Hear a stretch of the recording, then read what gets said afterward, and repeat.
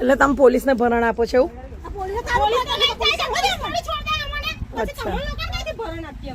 LCB નહીં આપો છો એવું ને? બરોબર.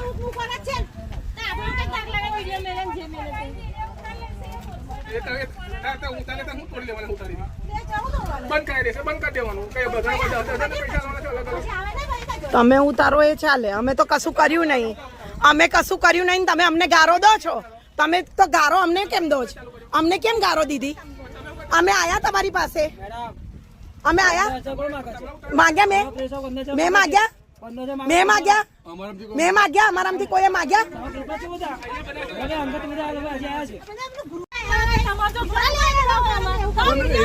આ વિડીયો ઉતારે એ ચાલે? આ વિડીયો ઉતારે એ ચાલે? અમે કોની પાસે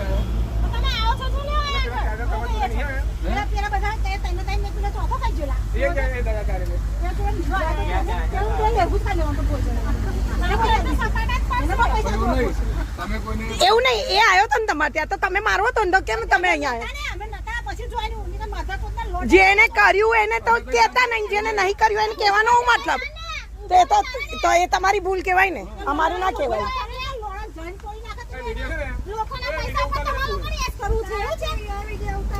જે માગે ને એને કરો, જે કરે ને એને કરો ને. અમે કે ના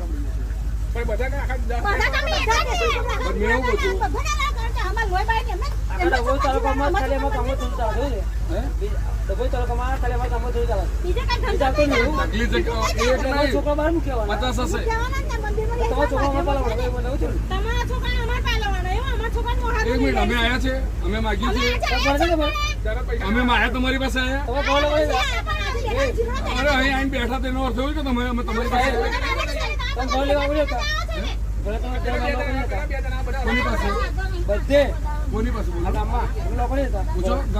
જાઓ ગામમાં પૂછો, ગામમાં જઈને વાત કરો.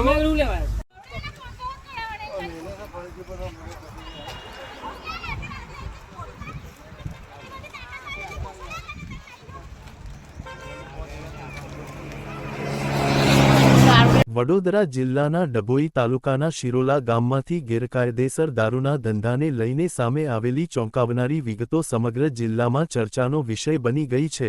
સ્થાનિક સ્તરે મળતી માહિતી અને વાયરલ થયેલા વિડીયો આધારે આ મુદ્દો માત્ર એક ગામ સુધી મર્યાદિત નથી, પરંતુ કાયદો અને વ્યવસ્થાની સ્થિતિ પર ગંભીર સવાલો ઊભા કરે છે. માહિતી મુજબ શિરોલા ગામમાં કેટલાક બુટલેગરો દ્વારા વર્ષોથી ખુલ્લેઆમ દારૂનો ગેરકાયદેસર વેપાર ચાલી રહ્યો હોવાના આક્ષેપો છે. સૌથી ચોંકાવનારી વાત એ છે કે આ બુટલેગરો ખુદ દાવો કરી રહ્યા છે કે તેઓ છેલ્લા 20-25 વર્ષથી પોલીસને નિયમિત રીતે હપ્તા ચૂકવી રહ્યા છે. આ દાવાઓએ પોલીસ તંત્રની વિશ્વસનીયતા પર ગંભીર પ્રશ્નચિહ્ન મૂકી દીધું છે. આ સમગ્ર મામલામાં કોકિલાબેન નામની એક મહિલા બુટલેગરનું નામ ખાસ કરીને સામે આવ્યું છે. સ્થાનિક લોકોના જણાવ્યા અનુસાર કોકિલાબેન દ્વારા ઉદ્ધત ભાષામાં એવું કહેવામાં આવ્યું છે કે પોલીસ સ્ટેશન લઈ જાય તો લઈ જાય, મને કોઈનો ડર નથી, હું એલસીબી, ડીસીબી, એસઓજી બધાને આપું છું. આવા નિવેદનો માત્ર કાયદાનો ભંગ જ નથી, પરંતુ પોલીસ તંત્ર પ્રત્યેના ભયના અભાવને પણ સ્પષ્ટ દર્શાવે છે.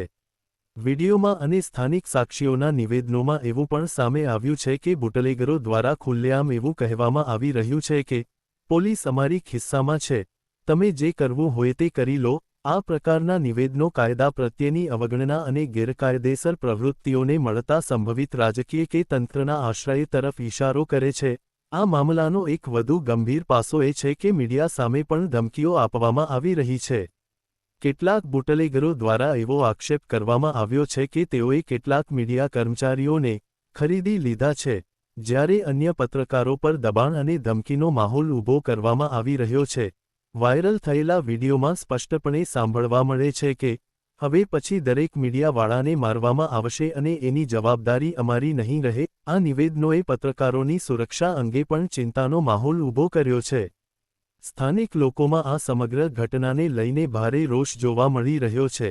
ગામના રહીશો કહે છે કે ગેરકાયદેસર દારૂના ધંધાના કારણે યુવાનોનું ભવિષ્ય બગડી રહ્યું છે અને મહિલાઓમાં અસુરક્ષાની લાગણી વધતી જઈ રહી છે. તેઓએ માંગ કરી છે કે આ મામલે તાત્કાલિક અને કડક કાર્યવાહી કરવામાં આવે।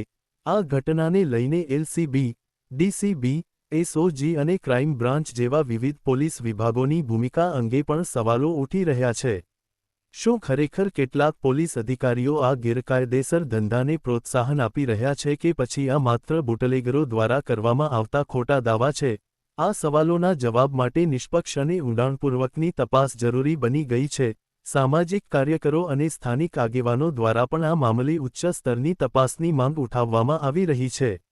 તેઓએ જણાવ્યું છે કે જો આક્ષેપોમાં સત્ય હશે તો તે કાયદા અને વ્યવસ્થાને માટે ગંભીર ખતરો સાબિત થઈ શકે છે। તેઓએ રાજ્ય સરકાર અને પોલીસ વડા પાસે આ મામલે ખાસ તપાસ ટીમ સેટની રચના કરવાની માંગ કરી છે। હાલમાં પોલીસ તંત્ર તરફથી આ મામલે કોઈ સત્તાવાર નિવેદન સામે આવ્યું નથી, જેના કારણે લોકોમાં શંકા વધુ ઘેરી બની રહી છે। લોકો હવે રાહ જોઈ રહ્યા છે કે શું આ મામલે ઝડપી કાર્યવાહી થશે કે પછી આ પણ અન્ય કેસોની જેમ દબાઈ જશે। આ સમગ્ર પ્રકરણ માત્ર શિરોલા ગામ પૂરતું મર્યાદિત નથી, પરંતુ તે સમગ્ર સમાજ માટે એક ચેતવણીરૂપ છે। ગેરકાયદેસર પ્રવૃત્તિઓ સામે કડક વલણ અને પારદર્શક તપાસ જ લોકોનો વિશ્વાસ પુનઃસ્થાપિત કરી શકે છે। આગામી અહેવાલોમાં વધુ પુરાવા, વિડિયો ક્લિપ્સ અને સંબંધિત વ્યક્તિઓના નિવેદનો સાથે આ મામલાની વધુ ઊંડાણપૂર્વક તપાસ કરવામાં આવશે, જેથી હકીકત લોકો સુધી સ્પષ્ટ રીતે પહોંચી શકે।